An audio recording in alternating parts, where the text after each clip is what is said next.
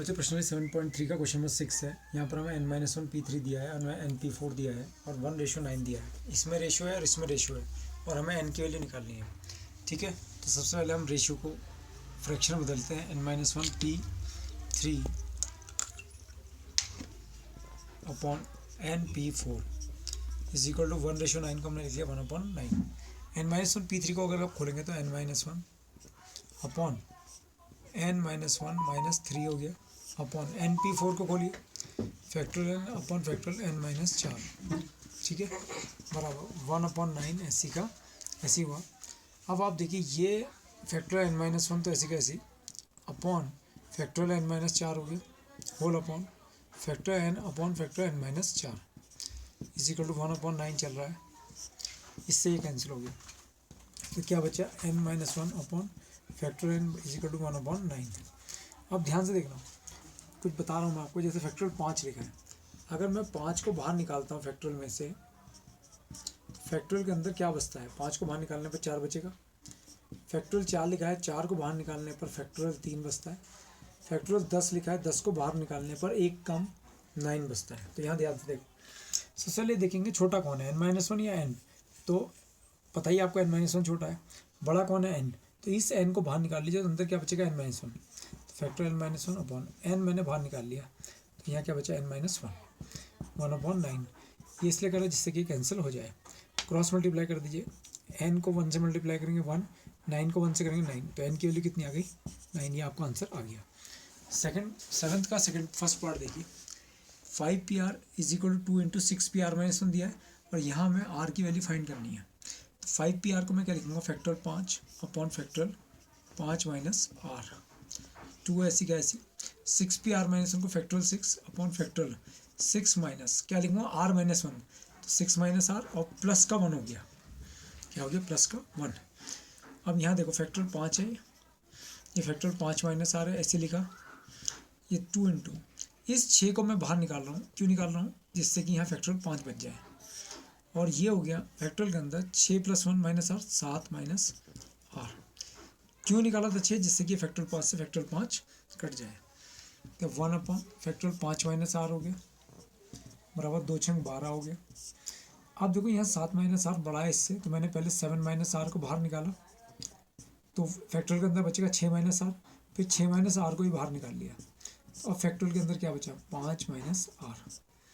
और factorial 5 minus r से factorial 5 minus r cut गया, इसको इधर ले गए तो 7 minus r into 6 minus r is equal to 12।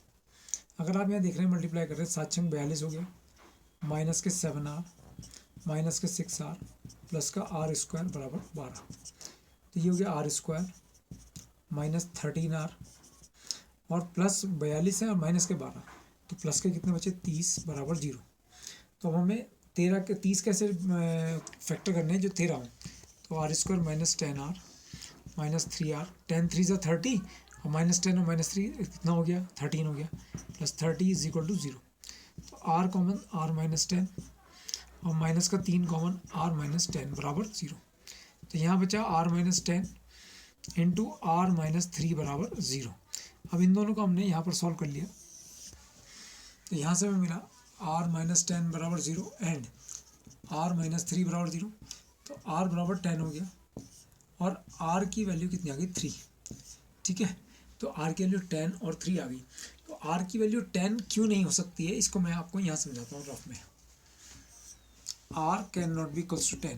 देखो हमारा पहला मान था 5PR था, 5p 10 अगर रखो 5p 10 हमने रखा तो फैक्टोरियल 5 बटे फैक्टोरियल 5 माइनस 10, फैक्टोरियल 5 बटे फैक्टोरियल माइनस के 5। तो इसके अंदर जो है वैल्यू आनी चाहिए प्राकृतिक, यानी कि नेचुरल नंबर होना चाहिए। लेकिन ये क्या आ गया ऋणात्मक पूर्णांक आ गया। क्या आ गया ऋणात्मक पूर्णांक, इसलिए r का मान 10 नहीं हो सकता है। तो यहाँ पर लिख देंगे r can not be equal to 10। तो r की वैल्यू कितनी आ गई 3। ये हो गया आपका आंसर। नेक्स्ट क्वेश्चन में आ जाइए, 5PR बराबर 6PR-1। तो इसको लिखेंगे factorial 5 upon factorial 5 minus r, 6PR-1 को फैक्टोरियल 6 अपॉन। अब देखो 6 में से r-1 को घटा रहा हूँ तो माइनस का r और प्लस का 1। फैक्टोरियल 5 ऐसी का ऐसी, फैक्टोरियल 5 माइनस r ऐसी का ऐसी, 6 को बाहर निकाल लिया तो फैक्टोरियल 5 बचा, और ये हो गया 7 माइनस आर। फैक्टोरियल 5 से फैक्टोरियल 5 कैंसिल हो गया, 1 अपॉन फैक्टोरियल 5 माइनस आर बराबर 6 अपॉन, अब यहाँ ध्यान से देखना, 7 माइनस आर भी बाहर निकाल दिया और 6 माइनस आर भी फैक्टोरियल से बाहर निकाल दिया, तो फैक्टोरियल के अंदर बचा 5 माइनस आर, ये इससे कैंसिल हो गया। तो 7 minus r into 6 minus r बराबर 6, तो ये हो गया 42 माइनस 7 आर माइनस 6 आर और प्लस के आर स्क्वायर बराबर 6। तो यहाँ सबसे पहले आर स्क्वायर लिखा, माइनस का 13 आर लिखा और 42 में से 6 घटा दिया तो कितना बचा, प्लस का 36। अब 36 के अगर हम टुकड़े करें, जैसे 36 के टुकड़े होते हैं 9 चौक 36, तो r square minus 9 r minus का 4 आर, 9 और 4 13 और 9 चौक 36 प्लस 36 बराबर 0।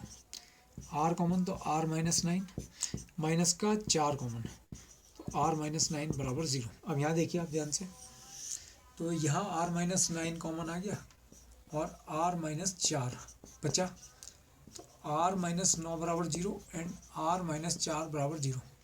तो आर का मान 9 बचा एंड आर का मान 4 बचा। तो क्या आर का मान 9 संभव है? तो एक एग्जांपल से समझ लेते हैं, उसको चेक कर लेते हैं। यहाँ पर हमने चेक कर लिया, 5p r हमारी लेफ्ट हैंड साइड थी, 5p9, तो फैक्टोरियल 5 बटे फैक्टोरियल के अंदर 5 माइनस 9, फैक्टोरियल 5 के अंदर आ गया फैक्टोरियल माइनस का 4। तो मैंने क्या बताया था, फैक्टोरियल में नेचुरल नंबर रहते हैं, प्राकृतिक संख्याएं रहती हैं, और ये आ गया क्या, इंटीजर आ गया, आपका ऋणात्मक पूर्णांक आ गया, तो इसलिए आर का मान क्या नहीं हो सकता, 9 नहीं हो सकता। तो r can not be equals to 9। तो आंसर क्या हो गया, आर बराबर 4 आपका आंसर आ गया। नेक्स्ट क्वेश्चन में आ जाइए, क्वेश्चन नंबर 8। यहाँ पर एक शब्द लिखा हुआ है इक्वेशन। इक्वेशन का मतलब होता है समीकरण। तो हमें, जैसे मैंने नितिन से बनाया था, आपने दिया से बनाया, किसी ने रिया से बनाया, किसी ने ऋतु से बनाया, किसी ने भास्कर से बनाया। तो इक्वेशन शब्द के अक्षरों से में से प्रत्येक को, इसको अंडरलाइन कर लेंगे, तथ्यतः। तथ्यतः का मतलब होता है एग्जैक्ट। एग्जैक्ट केवल एक बार, यानी कि रिपीटिशन अलाउड नहीं है, केवल एक बार, एक अक्षर एक ही बार प्रयोग होना है करके कितने अर्थपूर्ण शब्द बनाए जा सकते हैं। तो सबसे पहले आप क्या लिखेंगे, इक्वेशन लिखा आपने, और इक्वेशन में आपने ये देखा कि इनकी नंबरिंग कर दो पहले, 1 2 3 4 5 6 7 8।